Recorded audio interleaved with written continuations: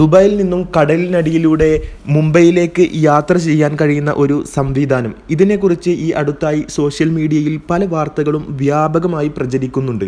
എന്നാൽ എന്താണ് ഇതിൻ്റെ സത്യാവസ്ഥ? ഇത് ഉള്ളത് തന്നെയാണോ അതോ സോഷ്യൽ മീഡിയയിൽ വെറുതെ പ്രചരിപ്പിക്കുന്നത് മാത്രമാണോ എന്നുള്ളത് അറിയാൻ പലർക്കും വലിയ താല്പര്യമുണ്ടാകും. അപ്പോൾ ഈ വീഡിയോയിലൂടെ നമ്മൾ എന്താണ് ഇതിൻ്റെ യാഥാർത്ഥ്യം എന്നുള്ളതിനെക്കുറിച്ചാണ് സംസാരിക്കാൻ പോകുന്നത്. ദുബായിൽ നിന്നും ഇന്ത്യയിലേക്ക് കടലിനടിയിലൂടെ ഒരു ട്രെയിൻ പാത എന്ന ആശയത്തെക്കുറിച്ച് ഒരുപാട് കാലമായി 2018 മുതലൊക്കെ തന്നെ സോഷ്യൽ മീഡിയയിൽ ആളുകൾ സംസാരിച്ചിട്ടുണ്ടായിരുന്നു.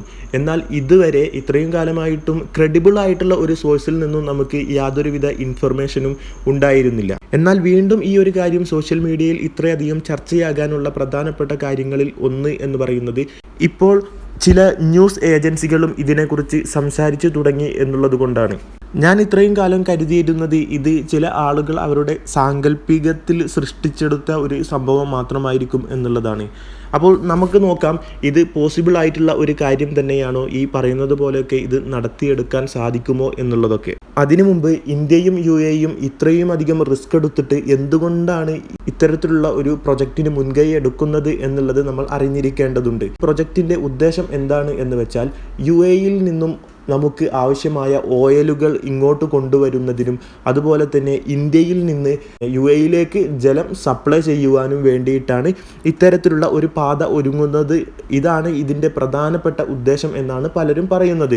മാത്രമല്ല ഈ സംവിധാനത്തിൻ്റെ ഒപ്പം തന്നെ ആളുകൾക്ക് അങ്ങോട്ടും ഇങ്ങോട്ടും യാത്ര ചെയ്യാൻ, അതായത് 2 മണിക്കൂർ കൊണ്ട് അവിടെ എത്താനും അതല്ലെങ്കിൽ അവിടുന്ന് ഇങ്ങോട്ട് മുംബൈയിലേക്ക് എത്താനും കഴിയുന്ന രീതിയിലാണ് ഈ പ്രൊജക്റ്റ് അവതരിപ്പിക്കപ്പെട്ടിട്ടുള്ളത്. UAEയിലെ ഫുജേറയിൽ നിന്നും തുടങ്ങി ഇന്ത്യയിലെ മുംബൈ സിറ്റിയിലേക്കാണ് ഈ സമുദ്രത്തിലൂടെ ഉള്ള ഈ റെയിൽ പാത ഒരുങ്ങുന്നത്. ഇത് നടപ്പിലാക്കാൻ സാധിച്ചു കഴിഞ്ഞാൽ ലോകത്തിലെ തന്നെ ഏറ്റവും വലിയ അണ്ടർ വാട്ടർ റെയിൽ സംവിധാനമായി ഇത് മാറും.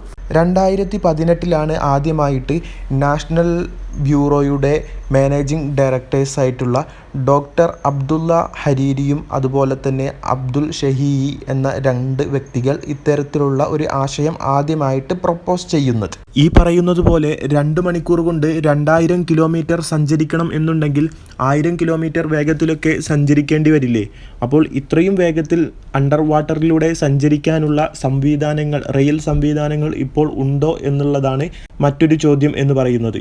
ഹൈപ്പർ ലൂപ്പ് സംവിധാനത്തിലൂടെ ഇത്തരം ഒരു വേഗത നമുക്ക് കൈവരിക്കാൻ സാധിക്കും എന്ന് തിയറിറ്റിക്കലി പ്രൂവൺ ആണെങ്കിലും അത് ഇത്രയും വലിയ ഒരു ലാർജ് സ്കെയിലിൽ ഇതുവരെ ഡിപ്ലോയ് ചെയ്ത് പരീക്ഷിച്ചിട്ടില്ല എന്നത് മറ്റൊരു വാസ്തവമാണ്. കടലിനടിയിലൂടെ എന്ന് പറയുമ്പോൾ ഇത് കടലിൻ്റെ ഏറ്റവും താഴ്ന്ന ഭാഗത്തു കൂടെയല്ല ഇത്തരമൊരു സംവിധാനം വരുന്നത്. കടലിൻ്റെ ഏറ്റവും അടിഭാഗം എന്ന് പറഞ്ഞാൽ ഇത് അറബിക്കടലിലൂടെയായിരിക്കും ഇന്ത്യയിലേക്ക് വരുന്നത്, കണക്ട് ചെയ്യപ്പെടുന്നത്. അപ്പോൾ അറബിക്കടലിൻ്റെ ഏറ്റവും ആഴം കൂടിയ ഭാഗം എന്ന് പറയുന്നത് 2.5 കിലോമീറ്ററും 3.5 കിലോമീറ്റർ വരെ താഴ്ചയുള്ള സ്ഥലങ്ങളുണ്ട്. അത്തരം താഴ്ചയിൽ നമുക്ക് ഒരിക്കലും ഇത്തരം ഒരു സ്ട്രക്ചർ ക്രിയേറ്റ് ചെയ്യാൻ കഴിയില്ല. അതുമാത്രമല്ല, എന്തെങ്കിലും മെയിൻ്റനൻസ് വർക്ക് എന്തെങ്കിലുമൊക്കെ എടുക്കേണ്ടി വന്നാൽ അതും വളരെ പ്രയാസകരമായിരിക്കും അവിടെ നടത്തിയെടുക്കാൻ. കാരണം അത്രയും പ്രഷറായിരിക്കും കടലിൻ്റെ അത്രയും ആഴത്തിലുള്ള ഭാഗത്ത് എന്നുള്ളത് നമുക്ക് അറിയാവുന്ന കാര്യമാണ്. അപ്പോൾ ഇത് കടലിൻ്റെ ഒരു 50 മുതൽ 100 മീറ്റർ താഴ്ചയിൽ മാത്രമായിരിക്കും ഇത്തരത്തിലുള്ള ഒരു പ്രൊജക്റ്റ് ഉണ്ടാവുക. അപ്പോൾ സ്വാഭാവികമായിട്ടും നമുക്കുണ്ടാവുന്ന ഒരു സംശയമാണ്, എങ്ങനെയാണ് ഒരു 100 മീറ്റർ താഴ്ചയിൽ ഇത്തരത്തിലുള്ള ഒരു സ്ട്രക്ചർ അവിടെ നിൽക്കുക? കാരണം ഇത് താഴോട്ട് താഴ്ന്നു പോവില്ല, വെള്ളത്തിലേക്ക് താഴ്ന്നു പോവില്ല എന്നൊരു സംശയം സ്വാഭാവികമായിട്ടും നമുക്കുണ്ടാവും. അപ്പോൾ നമ്മൾ മനസ്സിലാക്കേണ്ട ഒരു കാര്യം എന്താണ് എന്ന് വെച്ചാൽ, ഇതിൽ ഉപയോഗിക്കുന്നത് സബ്മെർജിങ് ടണലുകളാണ്. അപ്പോൾ ഇത് നമ്മൾ ഡിപ്ലോയ് ചെയ്യുന്ന ആ സ്ഥലത്ത് തന്നെ അത് നിലനിൽക്കും. ഇനി നമ്മൾ മനസ്സിലാക്കേണ്ട മറ്റൊരു കാര്യം എന്താണെന്ന് വെച്ചാൽ, ലോകത്ത് ആദ്യമായിട്ടൊന്നുമല്ല 2 രാജ്യങ്ങൾ തമ്മിൽ കടലിനടിയിലൂടെ ഇത്തരത്തിലുള്ള സംവിധാനങ്ങൾ ഒരുക്കുന്നത്. ഉദാഹരണത്തിന് പറയുകയാണെങ്കിൽ റഷ്യയും ജർമ്മനിയും തമ്മിൽ 1800 കിലോമീറ്റർ നീളമുള്ള ഒരു പൈപ്പ് ലൈൻ ഉണ്ട്. ഇത് അവർ ഉപയോഗിക്കുന്നത് റഷ്യയിൽ നിന്നും ജർമ്മനിയിലേക്ക് ഓയിൽ സപ്ലൈ ചെയ്യാൻ വേണ്ടിയിട്ടാണ്.